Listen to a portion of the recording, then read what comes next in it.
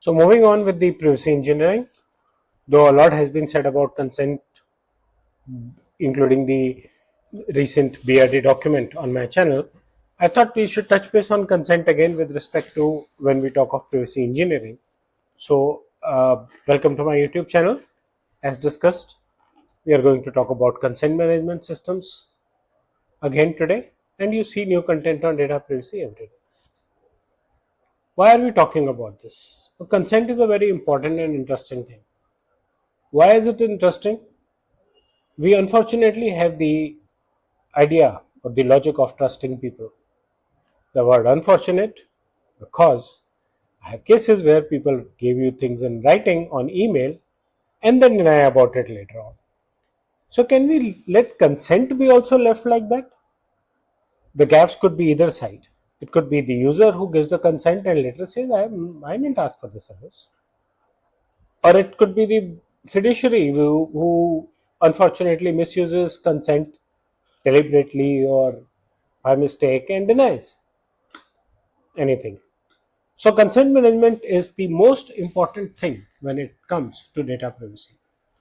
There is an increasing demand on documented consent, which is like without a document, it is not a consent. We are living in a world where document has no value. And not having a document, of course, is only creating crisis for yourself. All consent activities must be recorded. Consent is the most important part, cornerstone for the DPDP Act, and any mistrust that comes up because of lack of consent or lack of documented consent can impact the business badly. User interface for getting the consent should be managed very smoothly. So, what is this consent management system? Consent management system is a platform that helps collect, record, manage, and revoke. And revoking is an important part of consent. I should be allowed to withdraw my consent back.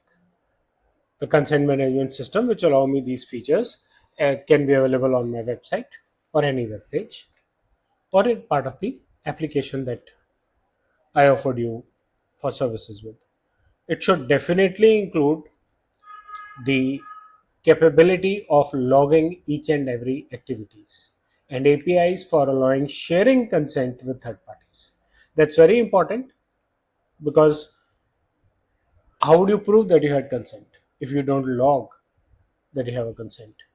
When was it obtained? From where was it obtained? Which app, which interface was it obtained? For example, a health app. It asks for fitness and medical data. So the platform should allow a user or a data principal to log in, log the consent, share the data, revoke the consent when required. DPDP Act expectations. Free, specific, informed, unambiguous consent. Right? That means principal is not forced to agree with the consent. It is for the specific purpose which is well informed and unambiguous. Additional thing that DPDP Act says in particular about consent is that it should be granular. You ask me for a line item of my personal information, please let me know why are you asking it for. I may take that service and give you my information and consent, I may not. And I should be able to revoke or withdraw it in granular form also.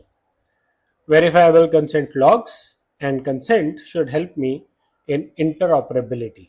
Interoperability within the organization, because there could be multiple departments, multiple apps, multiple interfaces within the same app or service. So everything has to be synced very fast, right? From an implementation point of view, you can meet challenges. Challenges like, what about user experience versus the legal compliance?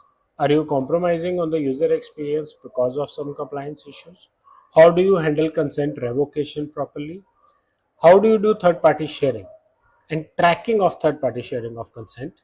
How do you build trust without a pop-up failure? Right? The pop-up should not be ambiguous. It should be proper and logical.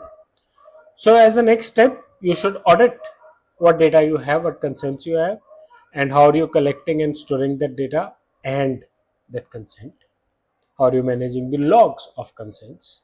Define the workflows to manage revocation, choose or build a scalable consent tool, and ensure that the logs that you have are tamper proof and exportable, so that when you have to demonstrate to the regulator, when you have to demonstrate to the um, court, then you have exportable logs to make it clear to everyone.